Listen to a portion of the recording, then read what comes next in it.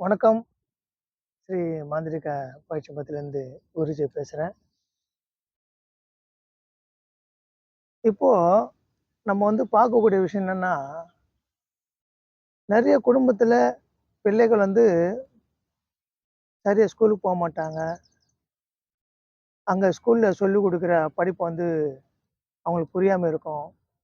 அவங்களுக்கு மனப்பாடம் பண்ண முடியாது. அதே நேரத்தில பிள்ளைகள் சரியா படிப்பு திறன் இல்லாம இருப்பாங்க. ஞாபக சக்தி இல்லாம இருப்பாங்க. அப்படிப்பட்ட பிள்ளைகளுக்கு அவங்க தாயார் எப்படி பூஜை பண்ணணும்? எந்த தேவதைய பூஜை பண்ணணும்? என்ன முறைன்றத பத்தி தான் நம்ம பார்க்க போறோம். அது பார்த்தீங்கன்னு சொன்னா, ஒரு முக்கியமான சக்தி வாய்ந்த ஒரு தேவதை. இது என்னன்னா, ஸ்ரீ வித்யா பால திரிபுர சுந்தரி. ஸ்ரீ வித்யா பால திரிபுர சுந்தரி. பாலாம்பிகை தான் அந்த அம்மாவோட பேரு.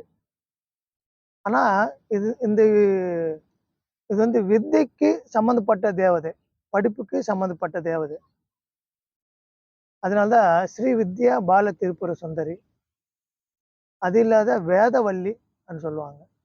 வேதத்துக்கே இவங்க தான் அதிகாரப்பூர்வமான சக்தி.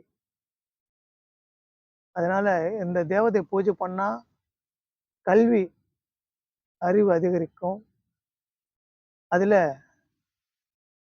அந்த கல்வியில சிறப்பாக வாழ்ந்தவங்க எல்லாமே இந்த தேவதை பூஜை பண்ணவங்க தான்.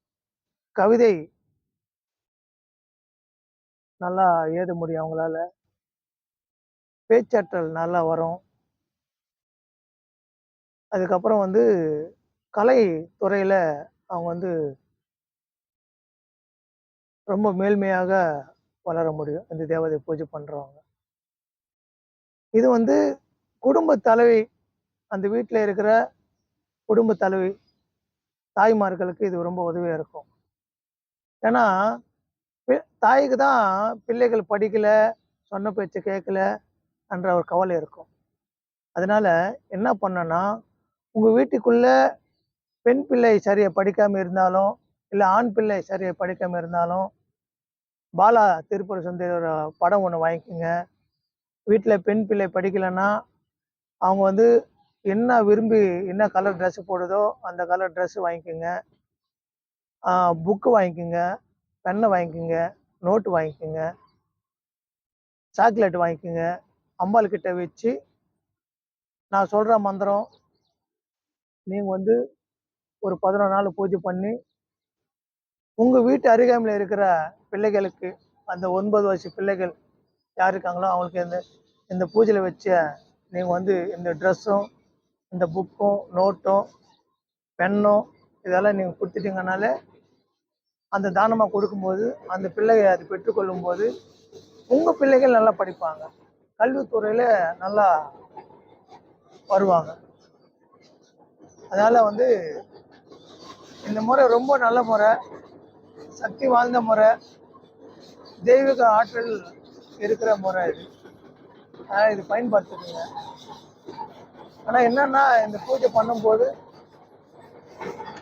ரொம்ப மனப்பக்குவத்தோட பண்ணணும்.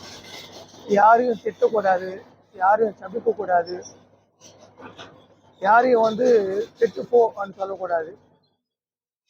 நீங்க இந்த பூஜை முடிக்கிற மட்டும் யாரையும் திட்டாம, யாரையும் சபிக்காம நீங்க இருக்கணும். ஏன்னா நீங்க என்ன சொன்னாலும் அது பலிக்கும். ஏன்னா இந்த தேவதை வாக்கு தேவதை.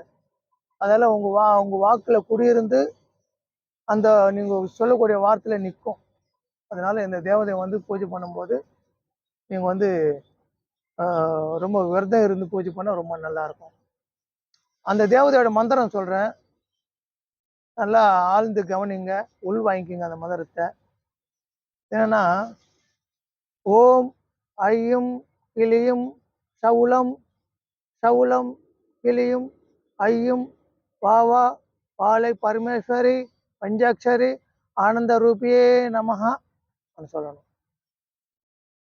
இந்த மந்திரத்தை நீங்க தினந்தோறும் 108 தடவை மந்திரம் படிச்சு வத்தி காட்டிட்டு, உங்க வீட்டுல என்ன இருக்குதோ, தோசையோ இட்லியோ பொங்கலோ நீங்க என்ன காலையில சாப்பிடுவீங்களோ அது அந்த தேவதைக்கு படையில வச்சு தினந்தோறும் 11 நாள் நீங்கள் வந்து வணங்கிட்டு வந்தீங்கன்னா அந்த தேவதை சித்திகள் உங்களுக்கு வரும்.